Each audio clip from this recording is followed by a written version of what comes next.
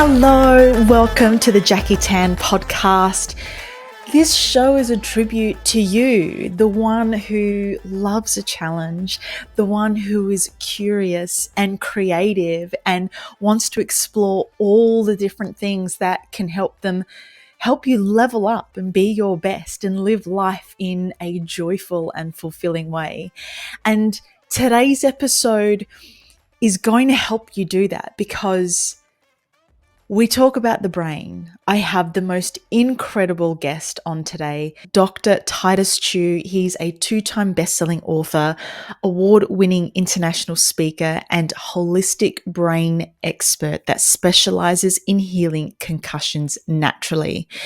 And I am someone who I just love sport, and the sport that I really love to watch is AFL, and the concussions that come out of that sport is it's kind of scary at times. I think you could agree with me if you are a fan of the sport. And I think we need to learn more about what concussion is and how we can recover and treat it. Because one thing that really blew my mind, and I'm not going to give too much away, but one thing that really blew my mind is that, to suffer concussion, you have had to have had a knock to the head and blacked out. And that's not the case. Dr. Chiu just demystifies all these myths that we currently hear or that we think we know about concussions. And he dives deep into what it is, what your symptoms could be, how you could get a concussion. And he just breaks it down in a way that is so easy to understand and, more importantly, so helpful in the sense that you can do something about it. You can be proactive now, whether it is preventative or whether you've potentially suffered from concussion, identifying the symptoms and then how to go about helping yourself as well. It is an extraordinary conversation, and I know you'll be so fascinated and enjoy this episode with Dr. Titus Chiu. Dr. Chiu, thank you so much for chatting with me today. Welcome to the show. It's great to be here, Jackie. Thanks for the invite. You are a 2-time best-selling author, award-winning international speaker, and a holistic brain expert that specializes in healing concussions naturally. And firstly, anything to do with the brain to me is just overwhelming, but also completely fascinating. But I'm also a big sports fan. And I don't know if you've ever seen a game of Aussie rules football, but it is I've seen a full few. on, yeah.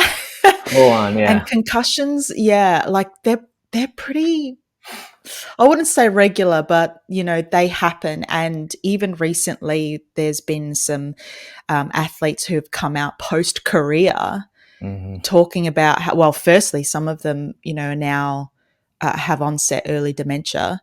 And some of them also talk about, their personality changes. They're more anxious. There's depression. There's more anger.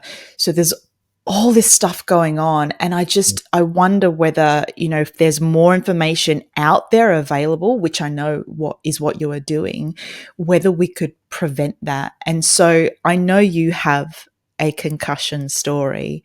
So I thought, let's start there and then, your journey into this work. Yeah, sure. So that's a great way to start the conversation. I believe that concussions are a silent epidemic. I think a lot of people are dealing with mystery symptoms, whether it's neurological symptoms like brain fog or brain fatigue, or even mental symptoms like you referred to, without understanding that many of the patients I've worked with, it could be due to an undiagnosed concussion. And that was actually the case for me. Over 22 years now, I was in a really bad car accident that nearly took my life. And although I survived, I ended up with chronic neck and shoulder pain. Like, actually, when I got hit by the car, I was on a scooter and I broke 3 ribs. I dislocated my shoulder. And so at the time, the physical body symptoms were like most pressing, right? Obviously, because my shoulder was out of place. I had 3 ribs. So when they took me to the ER, again, by ambulance, thank God I survived, but I ended up with this chronic neck and shoulder pain. And so that was keeping me from a lot of the things that I enjoy doing physically, like exercise and all the like lifting weights, skateboarding, all the things. And so everything I tried within the conventional system didn't work. So I actually decided to go back to school, and I got a degree in chiropractic. I did a postdoc in clinical neurology. I got a master's in nutrition.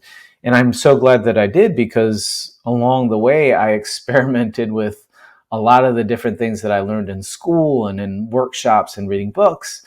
And I was able to fully recover from those body symptoms. A lot of the neck pain and shoulder pain went away, and I was blown away, because I always heard about chiropractic and natural medicine, and I just scoffed at it, because that's the reality of the world that we live in, unfortunately, especially back then. I think, I'm more optimistic.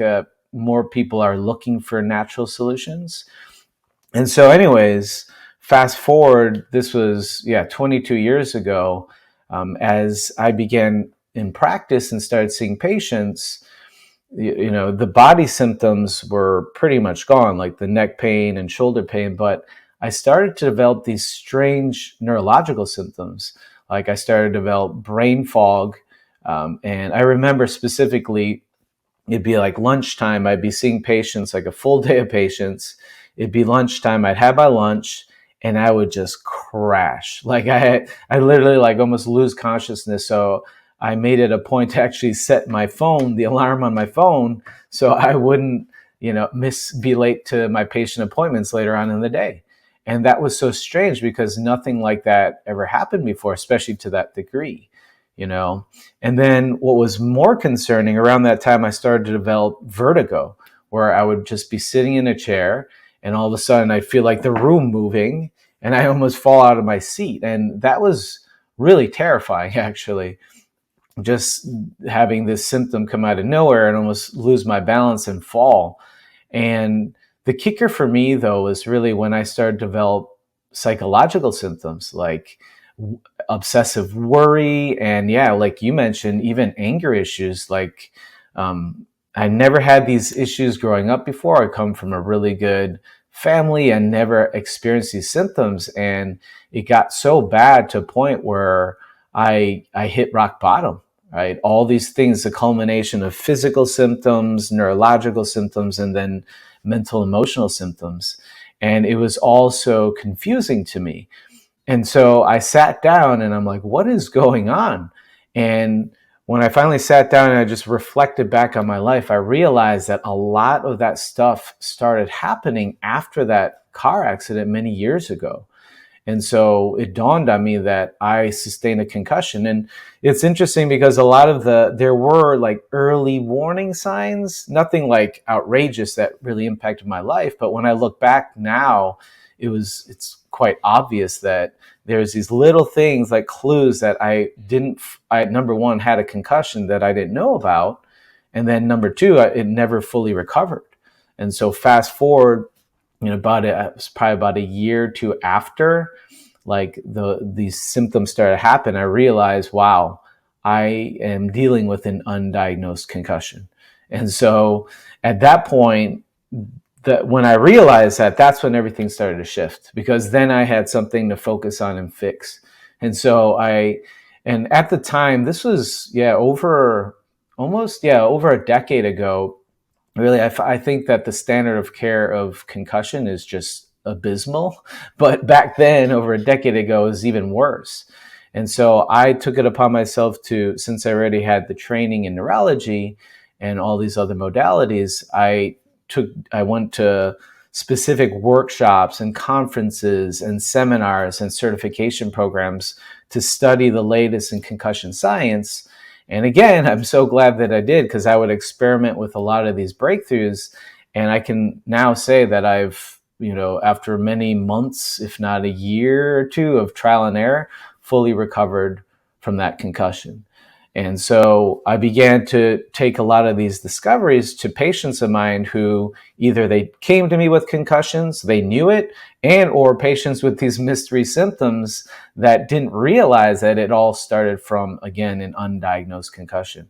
And so when I shared these breakthroughs with them, they started to get better as well. And so I knew I was on to something.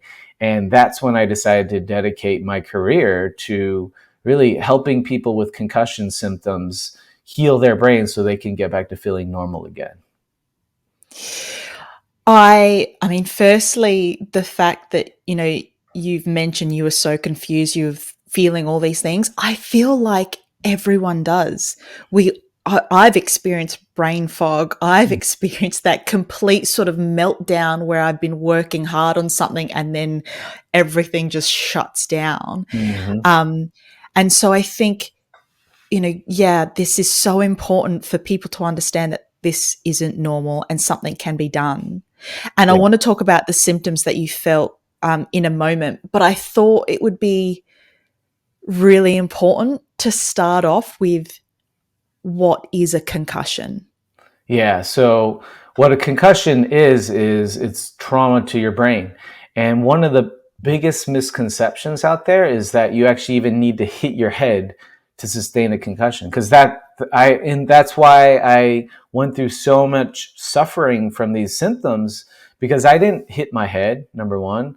I didn't lose consciousness. You don't need to lose consciousness. You don't even need to have hit your head to sustain a concussion. Because, like I said, what a concussion is when your brain becomes traumatized. And so your brain is sitting in our skull, right? And it's floating around this fluid we call cerebrospinal fluid. So it's bathed, it acts as a cushion. So it's floating around there. And so you can imagine if you have a strong enough blow to your body, as I did, like I hit the ground and the shoulder took the brunt of the fall, right? That's why I dislocated as well as my ribs got broken. Point is, when I hit the ground, I didn't hit my head, but the force was so strong that it actually caused jostling of my brain within my skull, and therefore the concussion. So concussion, again, it's not synonymous with head injury.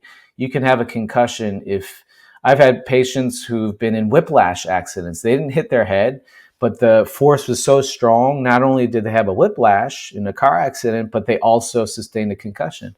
I've had patients who've fallen off of horses while horseback riding and they landed on their butt, and then all the symptoms began afterwards, like dizziness, vertigo, and headaches, light sound sensitivity.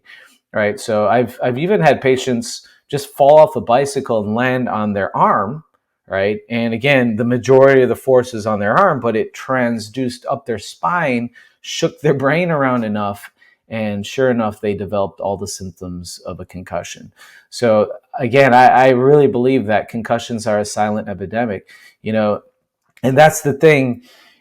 Most people think you need to lose consciousness, or you have to see stars, or even have to hit your head. I find that one of the most common groups of patients I work with are actually women who play soccer, right? They never lost consciousness.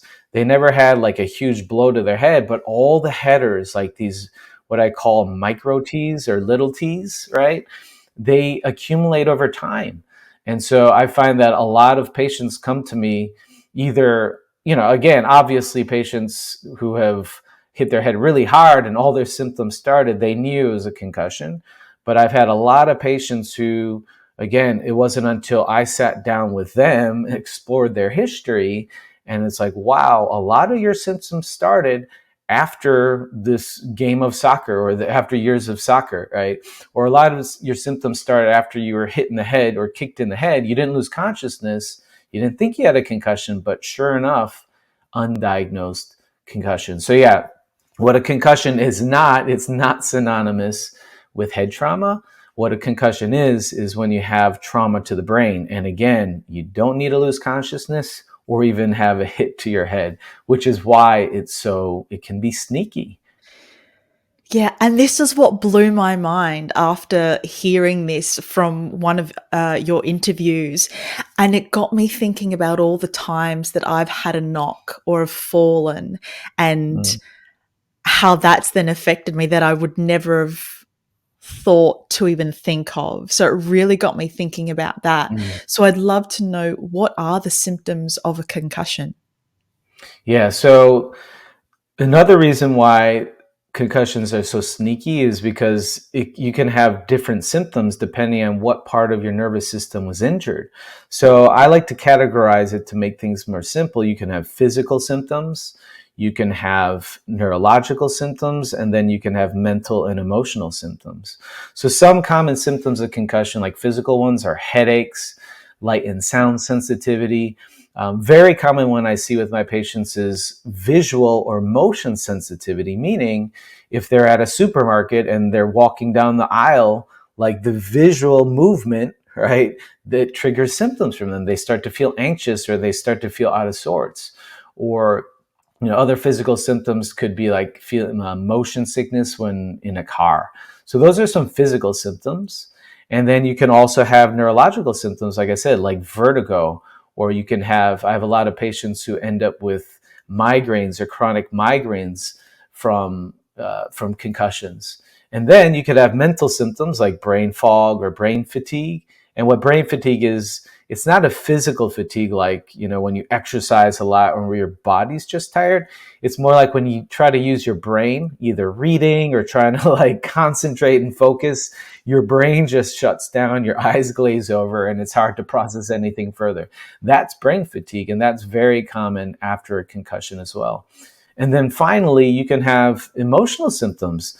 I've worked with patients where their number one reason in reaching out to work with me is because they had anxiety. And again, some of them knew it started after the concussion. Some of them just were dealing with anxiety that just reached ahead. And sure enough, although they didn't realize it at the time, it was because of an undiagnosed concussion. So yeah, again, you can have physical, neurological, mental, emotional, and it all really depends on what part of the nervous system has been injured.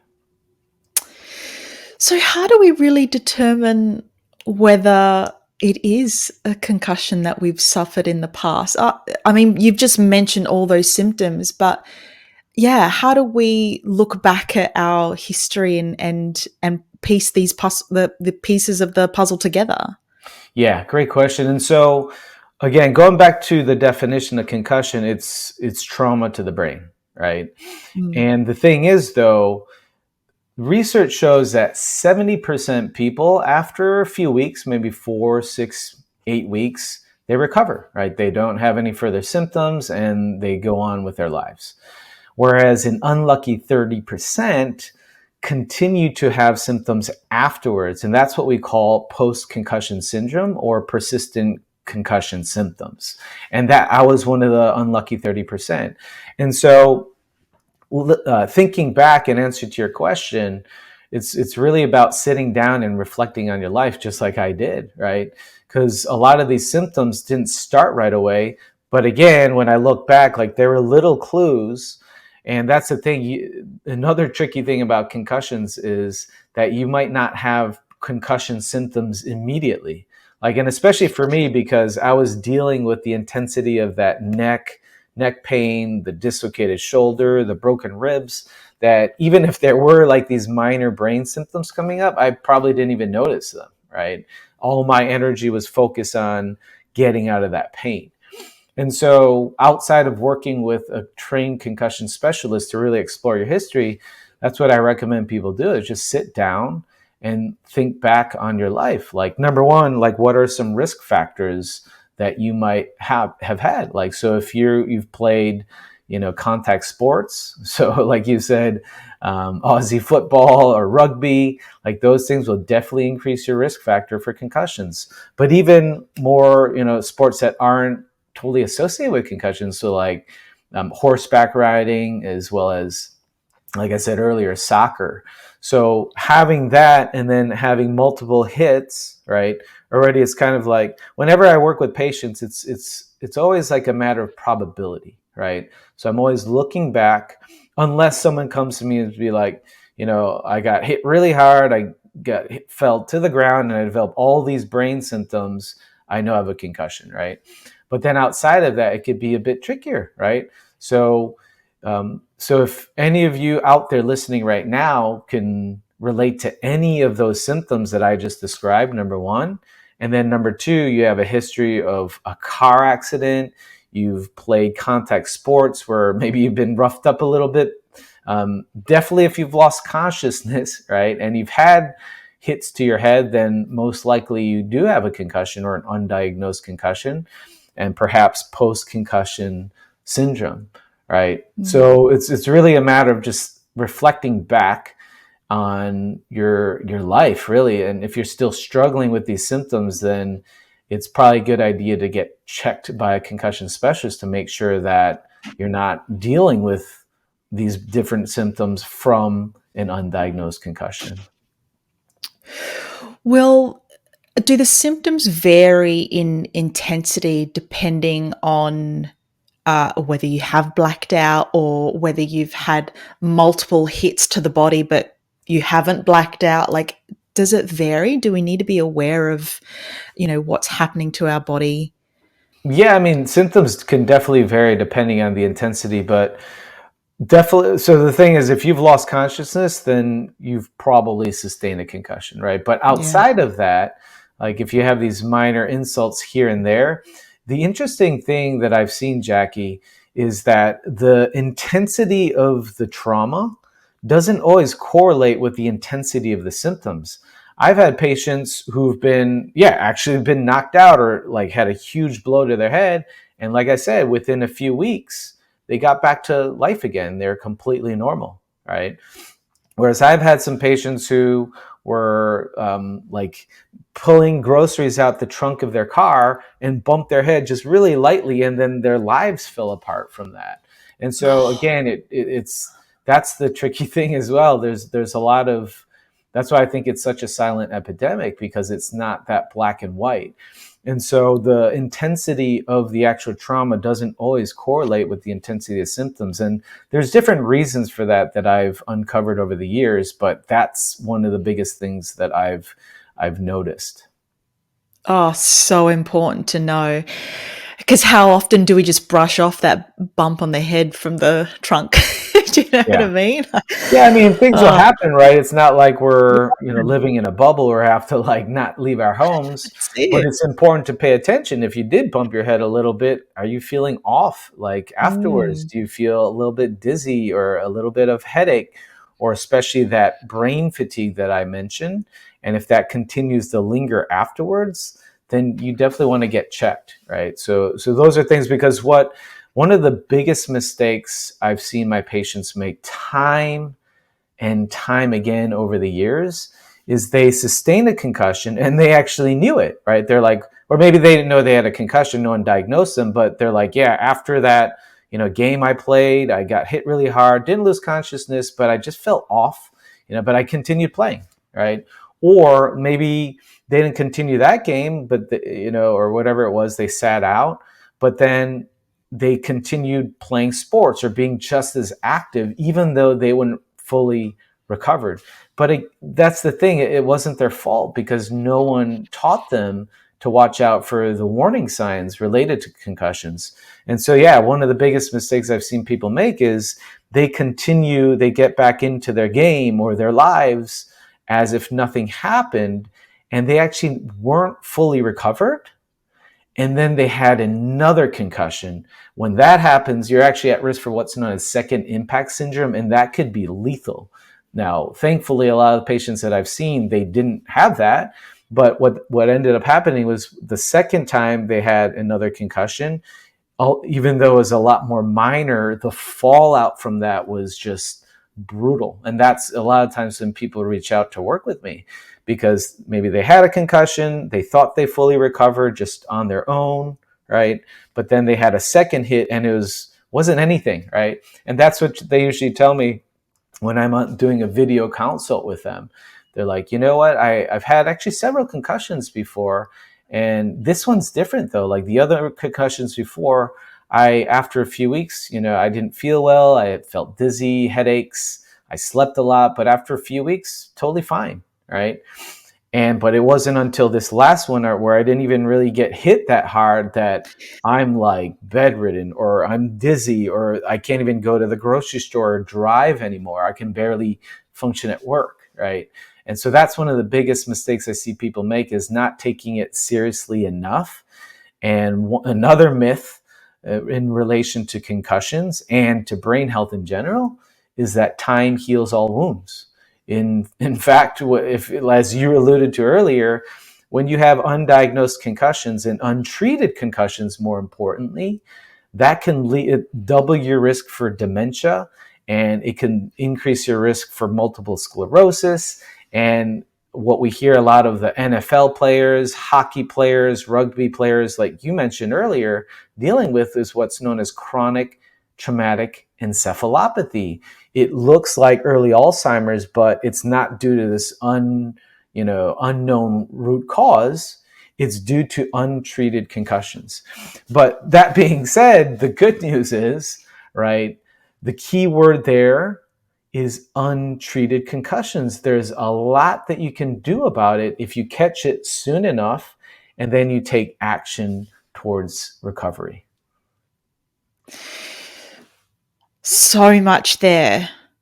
So let's talk about an athlete for a second. Sure. Because there have been multiple that have had several concussions and then have had to retire from their sport because obviously, it's detrimental. So what does untreated mean? And is there like a safe zone where you can get a concussion, you can treat it, but then you get a concussion again? Like, how does this all work, and how can you manage this type of injury if your job requires you to get hit a lot? Yeah, so great question. Well, the great news is for people out there who haven't had concussions but are pretty active, there's actually things you can do to help boost your brain's resilience, right? So there's different things you can do. And that's what I've learned. Like I said earlier, right? It's not so much the intensity or the frequency of the hits. I found that if there's other things underneath the surface going on, then that can increase your risk for post-concussion syndrome, as well as all these really serious neurological diseases down the line, right? So number one, there's things you can do to bulletproof your brain. Number two, what I mean by untreated, I just have to say, speak frankly, the standard of care just sucks. Like most patients of mine that I talk to who've gotten quote unquote treatment, like they'll go to their primary care doctor, like their local physician, and they'll maybe get some aspirin, told to be wearing some sunglasses and just rest, right? So in my opinion, that is not a complete treatment protocol, right? But that's what most people get. I've even worked with a lot of patients who've been to concussion centers, and I'm pretty shocked at the level of care that they get. It's very similar. Sometimes, if they're experiencing anxiety, they get prescribed anti-anxiety medications. If they have headaches, they're prescribed painkillers, right? So a lot of the current treatments out there, especially just the medication-based, if all they're being, treated with are medications, there's a lot missing. Because one thing many doctors don't realize, and many people don't realize as well, is concussion isn't just one thing. Right? We think like when we hear the word concussion, it's like, oh, you got to get treated for your concussion. But I've actually identified 9 different subtypes of concussion, meaning a lot can go wrong when you get injured. Right? There's one common subtype I see is what's known as a vestibular subtype, where you have injury to the inner ear. And what that looks like, a lot of people end up feeling dizzy, they experience vertigo, they have balance issues. Or if it's not that serious or severe, maybe after getting hit and they have the subtype, they're on the computer or something. They're looking at their phone and all of a sudden they feel a little bit off, or they feel a little bit, kind of nauseous if they're on screens a lot. So that's a clue that they might actually have this specific vestibular subtype. And guess what? There is no medication that can fix that. right? The only way you can fix that are different exercises that you can do to rewire your vestibular system and your inner ear, right? So, yeah, my point, without getting into all the details, is concussion isn't just one thing. I've identified 9 different subtypes. And again, what I usually find is, even if a person has gone outside, just seeing their doctor, their primary care physician, and they've started to explore other types of quote unquote alternative or non-medication based therapies, I usually find, especially if they're still struggling, that these other subtypes are still there, right? And so, again, I really have to say that, and it's not even just my opinion, a lot of the research shows that the current level of care out there just isn't where it needs to be. It's really reductionist, it's really piecemeal, and it's disjointed, right?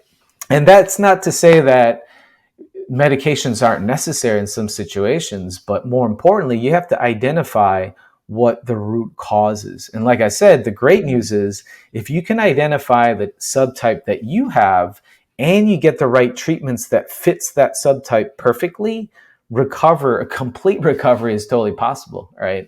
And that's what I spent so many months and years exploring, because as I said earlier, when I was trying to figure it out myself, like over 2 decades ago, there was nothing out there. So I really had to learn from all these different sources and pull from, naturopathic medicine and functional medicine and nutrition.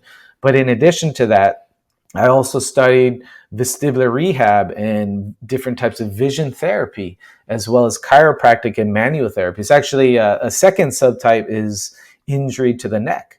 A lot of people with concussion symptoms, it can actually be due to purely issues with the neck. And until you get an actual manual therapies to fix that, you're not going to get better. No matter how much painkillers you take or, anti-anxiety medications you're prescribed, those things won't be addressed until you identify what subtype that you have and then get the right treatments for it. So yeah, so in terms of complete treatments, there really, unfortunately, that's one of the reasons why I wrote my book. There really aren't that many places around the world that offer that level of care, that holistic, big picture care. And so that's why I do what I do. That's why I wrote my book. That's why I have programs, online programs, as well as obviously work with clients virtually as well as in person one-on-one, is to get those resources out there and get people at least started on a path to recovery and understand why their brain isn't recovering after their concussion. Because once you can figure what that is out for yourself, there's a lot that you can do about it. I'm intrigued now. What are the other 7 subtypes? Yeah, I mean, there's a bunch, right? So the first one, like I said, is vestibular. The second one is cervical, in no particular order. The third one is cervical, or like I said, vestibular, cervical, and oculomotor, which is like vision. A lot of people who have concussions, this is a very common one too, they end up having blurred vision, or again, if they're working on screens a lot, or they're, I actually, very common thing I see with patients who have this one subtype, they get really concerned because after their concussion, they're like, my brain just doesn't work anymore. My memory is terrible. And either they're like a student, or they do a lot of work that utilizes their brain, right? They're just I'm not able to remember things. I'm not able to take in new information. And so they're really concerned that they've actually had brain damage. But what I found is, not always, but many times, it's because they have an issue with the vision, this visual subtype. And it's kind of like the analogy I like to use is, imagine right now you're recording this, right? And so if we play it back, and if it's blurred or garbled, we can be like, uh-oh, maybe the computer isn't working very well, right? The operating system. That's a big problem, right? And in this analogy, it's like the brain. Whereas it could be that maybe the lens isn't very clear, right, on your camera. Or maybe the lens or the camera, whoever's holding the camera, maybe it's shaking a little bit. Does that make sense? So it's when you play it back, you're not able to get that information by watching the video, but it's not because the operating system or the brain is like, damaged. It could be that the mechanics to get the information through your eyes aren't working. Does that make sense? And so a lot of Yeah. times these patients, they come really worried. And then when I do the workup and I identify that visual subtype and we fix that, it's not like we have to do any type of cognitive retraining or memory retraining. It's like now that their eyes are working again, they can get that information. And so I had this one girl specifically, when I was taking her history, where I was doing a video consult, and she told me that she's just like, I'm so concerned. Is this like permanent? Because she's in college, by the way. So she's in school, and she's like, my brain, I used to be really sharp. And now when I try to like remember things, it's like I have to like read it over and over and over again. And so I was curious. I'm like, in my mind, I'm like, that sounds like a visual subtype, right? And so then I started to ask her, because for me as the clinician, I'm always trying to figure out where the issue is, like the root cause, right?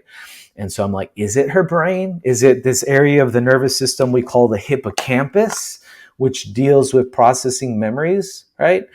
And the hippocampus is a part of the nervous system that we call the neocortex. I liken it to kind of like the roof of your home, right?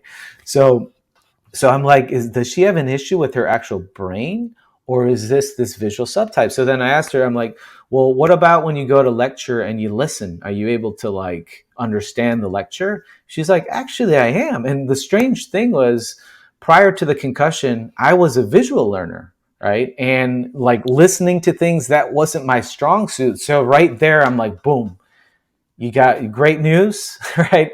Your brain isn't that damaged, number one. And I'm pretty sure you have this visual subtype, right? And so once we identified that, and I gave her, we have these special exercises to retrain her eyes. Once we did that, again, we didn't have to do any memory retraining or cognitive based retraining. We just gave her some eye exercises, some supplements to take, and boom, after a few weeks, she got her brain back, right? And once the mechanics, right, the camera started working again, the information was able to come in easily, and her brain was working, right? So that's the third subtype, is the visual. I mean, there's a bunch. Another common one I see is what's known as the inflammatory, right? And so whenever you have trauma to the brain as well as to the body, your immune system triggers a healing response. It's what we call inflammation. So everybody out there, I'm sure you've had a paper cut before or sprain your ankle. What happens, right? After that little trauma, you have swelling and redness. That's part of the inflammatory response. And so the same thing happens within your brain, right? If you have concussion, your body not only has this physical trauma and a physical reaction, it also, your immune system triggers a chemical reaction of inflammation. And it does so because I firmly believe that our bodies have a wisdom. And so it's doing that in a way to trigger healing. The problem is, though, when that signal, that danger signal, like that healing signal, gets stuck in the on position, right? When that healing signal gets stuck in the on position, that healing signal then becomes a chronic danger signal. And so what was once set out to help speed up the healing process, if stuck in the on position, can actually lead to further and further brain damage. And so that's a very common thing I see across the board. That's probably one of the most common subtypes I see, actually, is the vestibular one, number one, as well as the inflammatory one.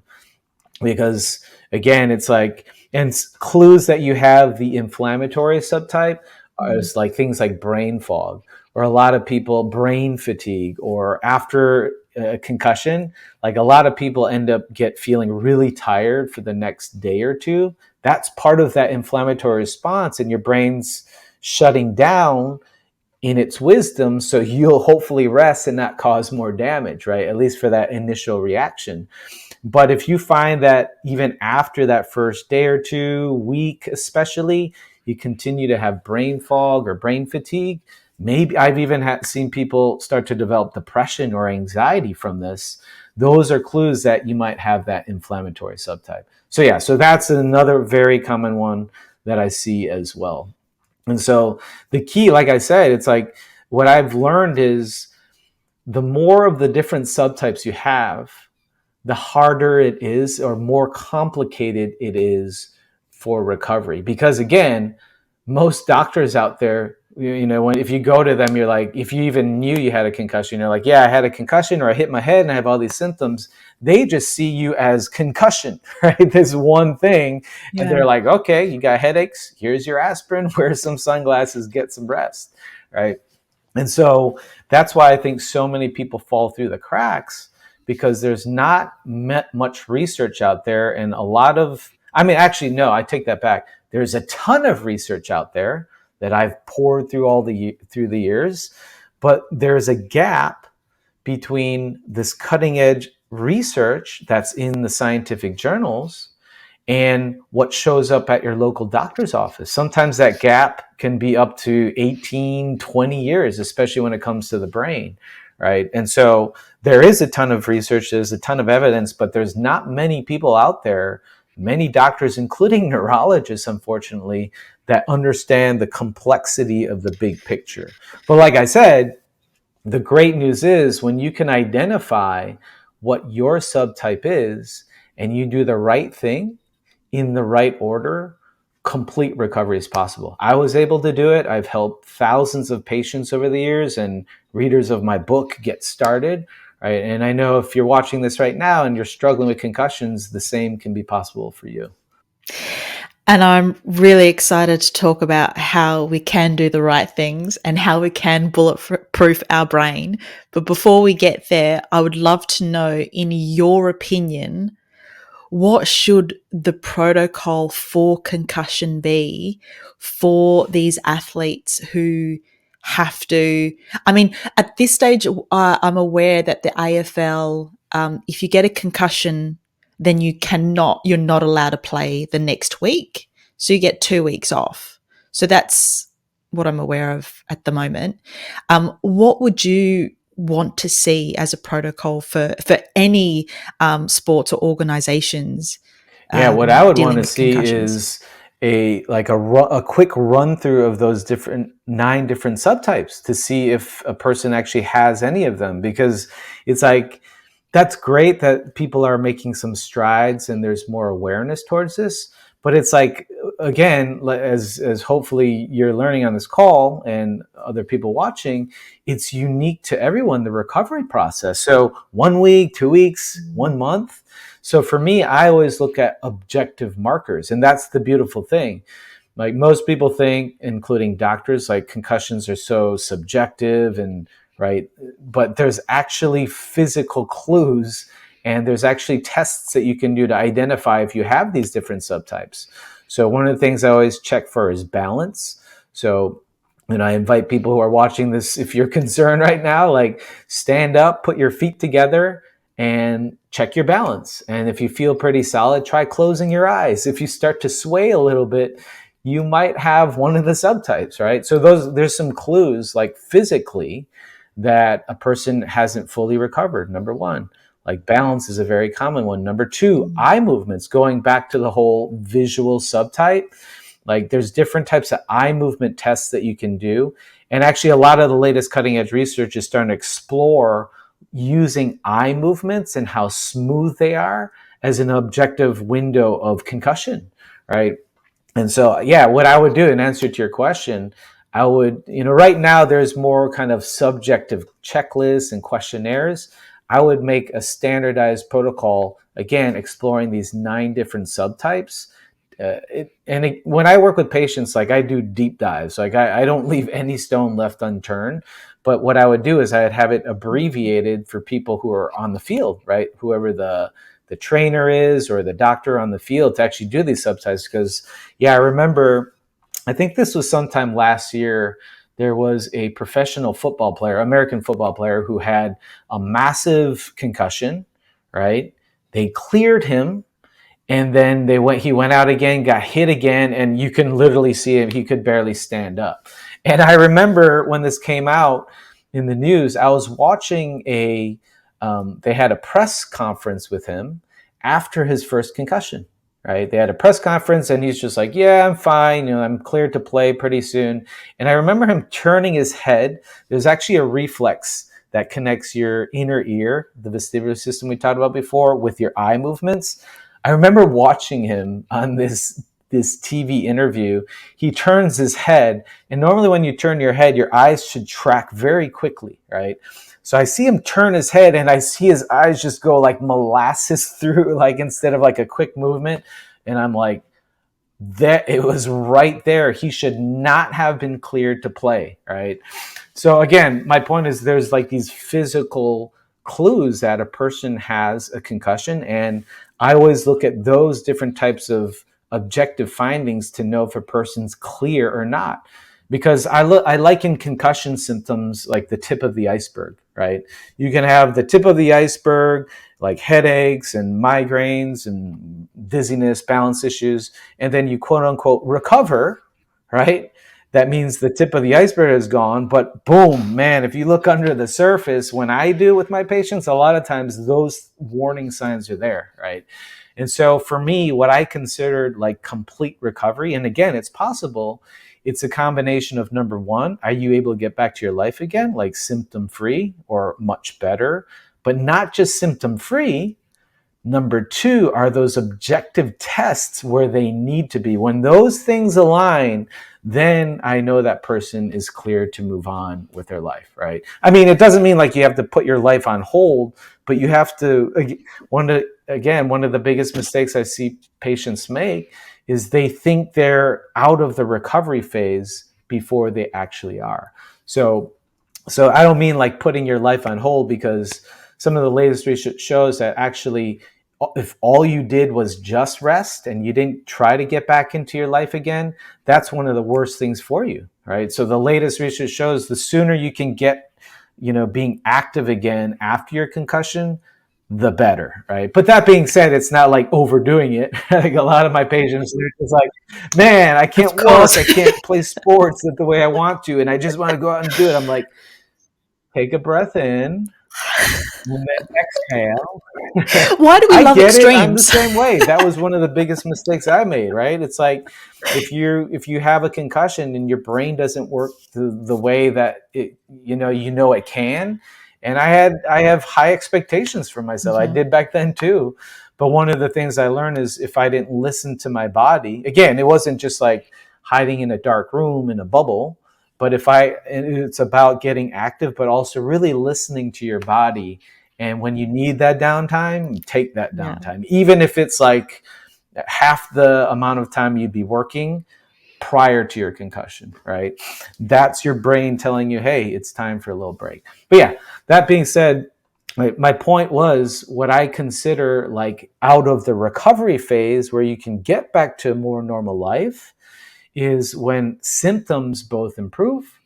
And then number two, the objective findings, the iceberg has actually shrunken as well. How long does that take? Because if you're talking about an athlete who that's their career, that's what they depend on, it doesn't sound like that's going to take a week to recover. Actually, Or can it? in my experience, the sooner a person gets treatments, the faster their recovery. And that's not even just my clinical experience. That's what the research shows. They've actually done studies on these athletes who got hit. Like they Mhm. took a group of athletes. One group got, or both of them, by both groups got a concussion, right? And one group rested. They didn't play. They didn't go back in and play that game. Whereas another group, they went back in and played. And guess what? For that second group that went back to play, what it done, it more than doubled their recovery time, right? And it made their symptoms much worse. Whereas the second group, or the first group rather, who had the concussions and they actually just sat out that one game, they recovered a lot faster. So my point is, the sooner you get treatments, like the better. And that's the thing. Like in this case was like just downtime and like listening to the body. But what I've learned is I've worked with patients who, a few weeks after their concussion, like, so for example, I had this one lady, one girl fly out from the East Coast she is having these chronic headaches. after a concussion. And her concussion, I think she had it about, I think by the time she had reached out to us, it was like maybe 2 or 3 weeks after her concussion. So I'm like, let's get you in as soon as possible. So she came out, and this was already 4 weeks out, right? Which is a little bit longer than we want to see, but it was 4 weeks out. She flew out having these daily chronic headaches. And after 2 days of treatments, right? Actually, the third day, she's just like, my headache's gone. And then I checked in with her like about a week or two later, and she's like, yeah, I really haven't had many headaches, right? And so my point is, the sooner a person can get treatments, the better. And you can actually accelerate that healing time. Whereas a lot of patients, I find that, they think that time heals all wounds, or they're just going to power through it. And when they don't get the treatments, that can end up leading to months, if not years, or even a lifetime of struggles. What I've learned is untreated trauma from a concussion can last a lifetime. And again, like what we talked about earlier, we're talking about a lot of these athletes with chronic traumatic encephalopathy, right? That's not my opinion. That's not my opinion. It's That's what what's the happening. research says. Yeah, Yeah. exactly. And so, but yeah, that being said, everyone's unique in that time frame. Like I said, the good news is 70% people recover from their concussions. And so my advice to people out there, right? Again, in an ideal world, you would get checked as soon as possible after getting hit, especially if you're still feeling off after about a week. But definitely, if you're in that 8-week, 12-week mark and you're still having symptoms, you're very much at risk for developing post-concussion syndrome, right? Or persistent concussion symptoms, right? And so at that point, the sooner you can get treatments, the better, and the faster your recovery will be. Yeah. At that point, like, is there a point where it's too late? I don't think so, no. That's good. Now, that being said, right? So, as an example, this one guy, he actually flew out from New York as well, or from the East Coast. He was having these symptoms, like these just kind of dizziness, a little headachy, but nothing huge, right? He had these symptoms, and the biggest thing for him was just stress. Like he had difficulty like managing stress. Whenever things would kind of pile up on his plate, he just ended up feeling super overwhelmed. And he heard me on a podcast, actually. He reached out, he applied to work with me. And in the application, he's like, you know what? I've never had a concussion before, but what you spoke about really resonated with me, and I'd love to work with you, right? He flies out, and we find out, sure enough, like I did these tests and I identified several of the different subtypes. And sure enough, we found that he had this vestibular subtype. And so I asked him, like, have you ever had a concussion? Right? Because we put these goggles on him where it's pretty cool. I have these goggles that we could put on people and we can visualize subtle changes in their eye movements. And so I put these goggles on him and I start to see his moves, his eyes move involuntarily in what we call nystagmus. It's like this jerky movement of the eyes. He didn't know he had that. No doctor ever found that on him. And I'm like, did you know you had this? And so I asked him, like, are you sure you've never had a concussion? He's like, I've never had a concussion. Though back in 2003, which was like, what, over 2 decades ago, he's like, I was playing soccer and I got kicked in the head, right? And I'm like, man, right? And again, it wasn't his fault because no one ever taught him that. No one ever educated him. He thought he had to lose consciousness, right? He didn't. But I'm like, yeah, what I'm finding here really looks like a vestibular subtype, like the inner ear. And so the great thing was we identified that, we did some treatments, and within like a few days, it didn't fix everything, but a lot of that stress that he was feeling, it was like a nervous system reset. So yeah, like I said, the sooner people can get treatment, the better. But even for this guy, it was like 2 decades out, and we were able to make some pretty remarkable changes within a few days. Now, that being said, because, going back to your question, the longer people let things go unchecked, I mean, it's tragic what I see in the news with all these, professional athletes, right, with chronic traumatic encephalopathy, because I know for the majority of them, those things could have been prevented. So at that point, I'm not going to say there's no hope, but it's a lot harder to begin reversing that process at that point because there's so much more issues, right? But the good news is improvements. I firmly believe that if it's been 4 weeks, 2 years, 2 decades, that there's always some things you can do to improve your situation. I love that. And that's the most important message, I think. If anyone's going to take away anything, is that you can still do something. So go out and get help. Absolutely. Yeah. Healing is Yeah. is totally possible, and a complete recovery can be within your grasp too. Yes. Again, the sooner you take action, though, the better. So you did say before there are ways we can bulletproof our brain. So what are some of the things that people can do straight away now? Yeah, absolutely. So there's several things. Again, going back to kind of like the physical, the mental, emotional. So one of the physical things, what research shows, especially if you're more active, and this is there's kind of debate around this, but in terms of gender difference, male and female, right, biologically, females tend to develop post-concussion syndrome a lot more than men. And one of the theories behind it is because of the stability of the neck, right? And so simple things that people can do, regardless if you're a man or a woman, is to do neck strengthening exercises. So one thing I have some of my patients do, especially that have that cervical or neck subtype, or if they're at risk for that, I have them buy like a little bouncy ball, and I have them put the ball against the wall, and then they put their head against it, doing what we call isometric contraction exercise, where they're pushing gently against the ball. They're not like flexing their neck muscles or head banging or anything, right?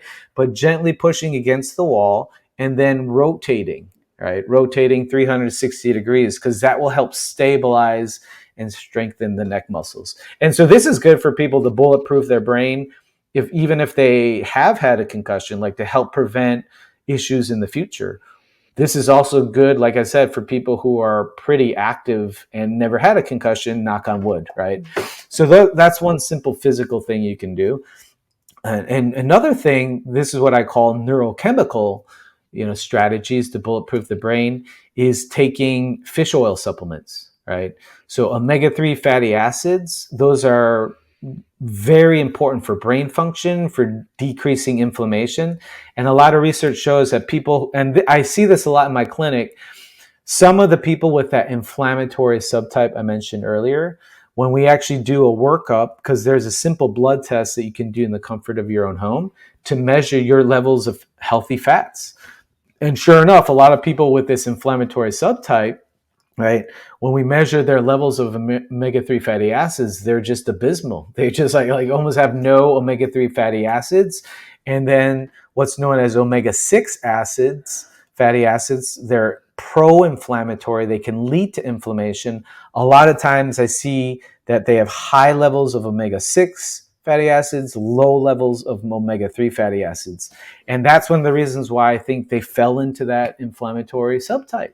And so one simple thing you can do to help bulletproof your brain is make sure you get enough omega-3 fatty acids. Start flipping that ratio, right? And you can get that through, like I said, fatty fish. And I typically recommend the smaller fishes to avoid exposure to heavy metals, unfortunately.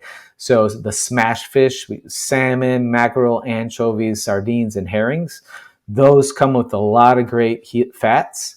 And since they're smaller, there's less toxins. But I personally take a fish oil supplement every single day.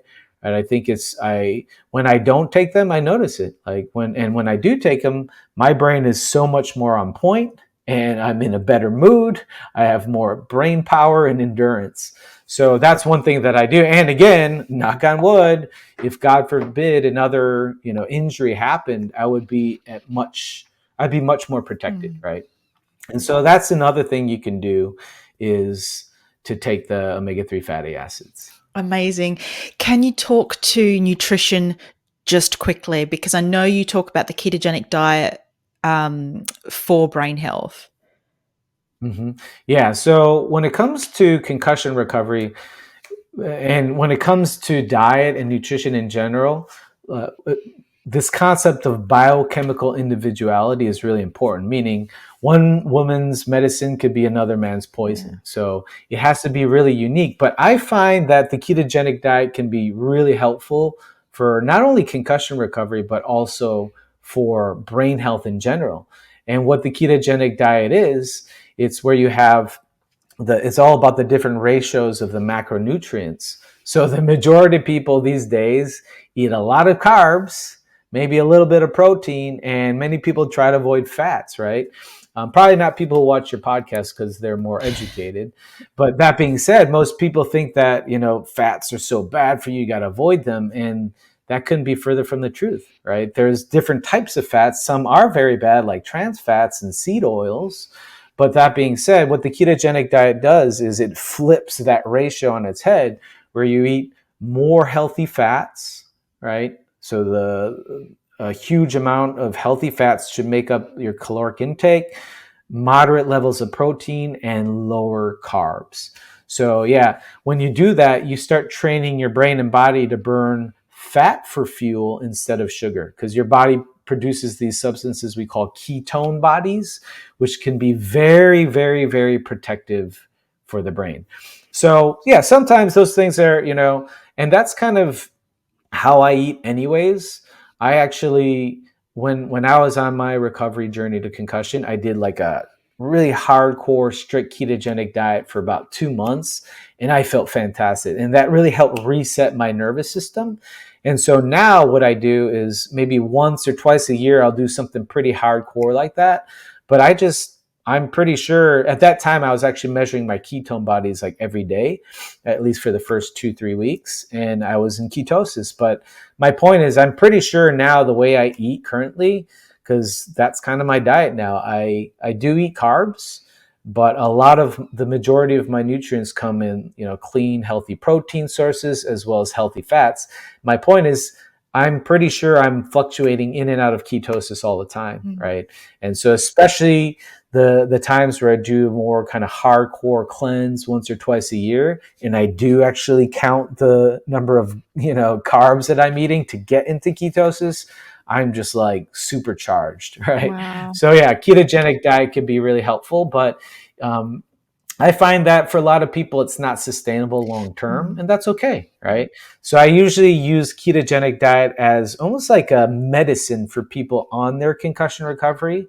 And just in general, if you kind of look at, try eating more healthy fats, get a lot of clean sources of protein every day, and then lower your carb intake, and then you should be fine, right? As just a sustainable way of doing it.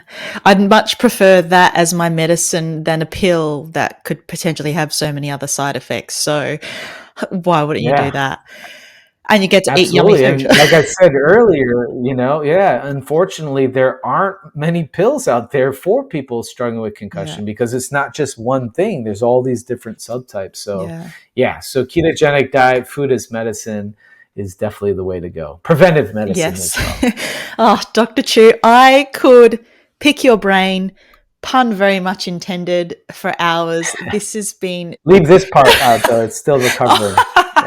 We can Deal. get the rest. I'm still, the prefrontal cortex, it's emotional maturity. I'll take what I can get. This has been awesome. If people want to find out more about what you do, your work, learn from you, how can they do that? Sure. Yeah. So I'm on Instagram. I have YouTube. I'm on YouTube as well and Facebook. And my website is brainsave.com.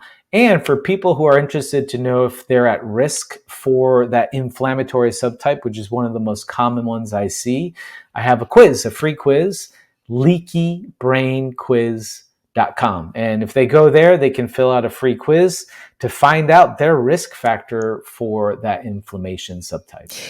Which I did. And I was apparently high risk. High risk, really? Yeah. But I also looked at the questions. I'm glad, you got the quiz. What's that? I look at the questions and I'm like, yes, I have experienced that. Most of them were like the sometimes. I mean, but at the end of the day, if you're experiencing, it means something. But Yeah. Well, the good news is you know, and there's Exactly. things you can do about it. Exactly. That's it. Now I can be proactive about it.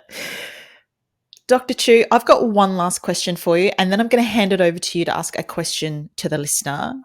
And the question is, what are 3 actions listeners can take right now to benefit their brain? Sure. Well, number one, take that quiz, leakybrainquiz.com, just to figure out where you're at, right? And your risk level for the inflammatory subtype, even if you've never had a concussion before. So, knowledge is power. Number two, take some of those bulletproofing your brain actions I suggested earlier, right? Eat some healthy fats. I usually recommend, and I personally take a multivitamin like every single day to fill in some of the nutrient gaps.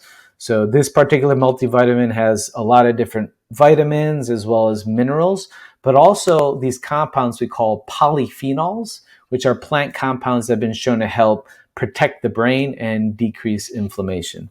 So yeah, taking a multivitamin could be really great. And then the third thing is, especially in our day and age of technologies and productivity as a way, the cult of life, really being gentle with yourself as you go through any type of process, whether you're healing, whether you're growing, whether you're working on your career, really being gentle with yourself along the way and appreciate each and every precious moment that we have. Oh, that's beautiful. I love that. What's the question that you have for this listener?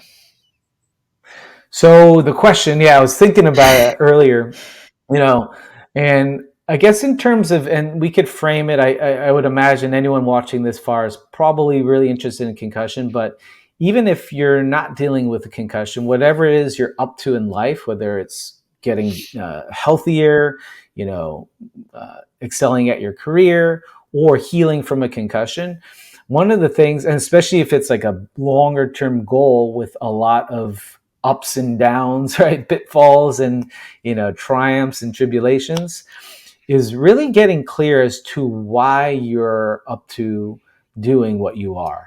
Like, so if you're healing from a concussion, I know the journey could be really discouraging and there's a lot of struggles along the way. And, I have a lot of patients who tell me, it's just like, I don't even know, like, it's like, if I wanted to, I can go out and, experience symptoms in the world. Like some of these people can't even work or drive, right? And they're like, well, I can, but it's just like, I don't feel like going outside of my comfort zone. I'm like, well, the reason why is because it sounds like to me, you don't know what that even looks like, why you're even doing it, right? So I find that anyone who's up to like big things in life, and recovering from a concussion is one of them, it's so important to get clear as to your why. And if you're struggling with that motivation and you don't want to get out of bed some days, then getting really clear on that could be a game changer for you. I always try to do that at least once every 3 months or so, just like, why am I up to what I'm doing in my life? Because then that gives me that motivation to get out of bed and show up. So, yeah, that is my question. Why are you guys watching this? Why are you putting energy into your health? And if you're on a concussion recovery journey, why are you doing it? Like, what is it that you want out of this whole thing to make all that energy worthwhile? Sensational. Dr. Chu, thank you so much for all the work that you're doing. And thank you so much for spending your time with me today. It has been sensational. And like I said, I could just keep asking questions. You're just so much a wealth of knowledge. And I just, really loved this conversation. Thank you so much. Very welcome, Jackie. It's been a pleasure, and thanks again for having me. How incredible. I literally, I think I had 3 pages worth of questions and I got through 1 page. So that just shows how much I got so excited to hear, all of the things, but there's obviously so many more things to know. But what's most important is that you walk away with a good understanding that you can be proactive about your brain health right now. I'm going to have all of his links in the show notes, his website, his quiz, and a couple of the videos that I think are fantastic. So I'll have all of those in the show notes ready for you.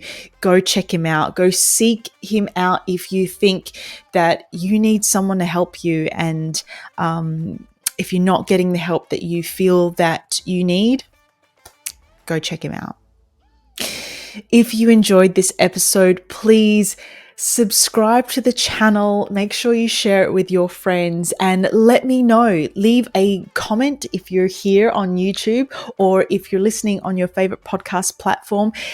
Head over, make sure you leave a review. Yep, I said that. Also, head over to Instagram and connect with me. I love chatting with you and hearing your thoughts on all the episodes and what were those light bulb moments for you, because there were so many for me, like so many.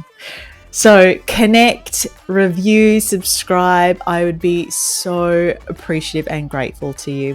Thank you so much again for tuning in. Stay awesome. I will catch you next time.